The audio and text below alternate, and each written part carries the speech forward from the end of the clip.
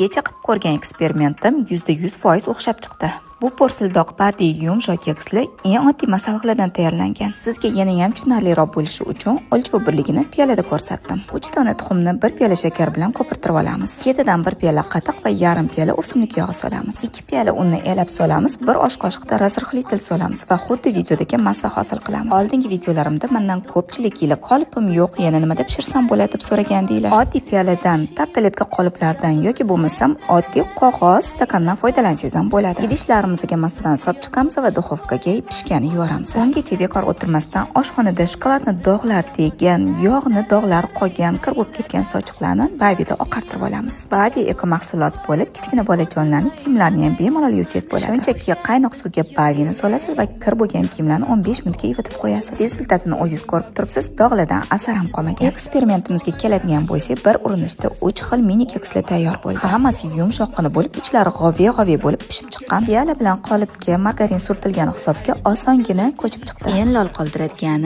bir martalik qog'oz stakanchikligi ham ideal darajada pishib chiqqan. Tartaletka formasida pishib chiqqan mini kekschalar mehmon dasturxoningizni juda ham ochib beradi. Endi keks tayyorlashga qolipim yo'q degan bahonalaringiz o'tmaydi. Bu retseptni qolip yo'q do'koningizga jo'natib qo'ying. Menga obuna bo'lish va like bosish esingizdan chiqmasin.